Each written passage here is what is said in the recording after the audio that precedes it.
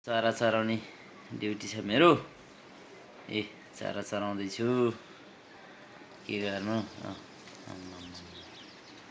चारा भगेर चराउँदैछु है, काम केही छैन। भगेर चराउने नानी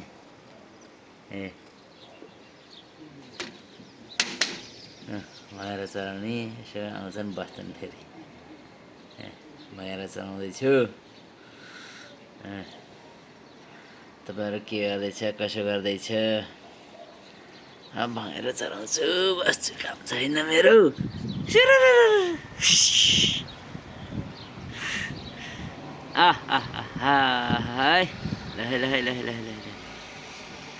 गुरु गुरु कति हो त्यो त हिँडेरै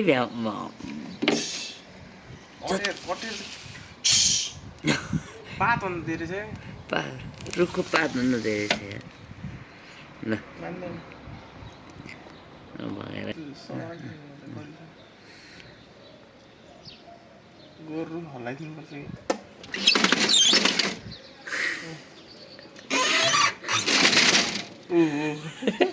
भित्र भित्र छ कि को छ कि कति रहेछ रे यार भगेर दिए त्यो पातमा हेऱ्यो भने त्यो दिशा भएर पुरै सेटै बनायो ल भगेर चराइ आजभोलिको कार्यक्रम भगेर चराइ छ।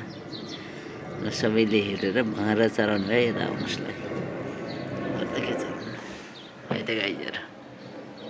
म भगेर चराउनु छँदैछु यहाँ, मिलनजी पनि भगेर चराउनुलाई यहाँ भएर त्यहाँ कसैले लान्छन् कि भनेर कति कहिले संसारभरि हुन्छ र अति छ कि अति एउटा रुखले थामी नसक्ने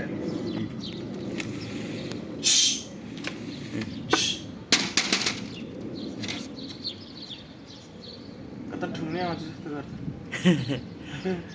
त्यत्रो थुप्रो छन् कि भाग्नु भएर नि कहाँ ऊ हर्रे ऊ फेरि उताबाट मुडेर घुमेर त्यही रुखमा बसिदिन्छ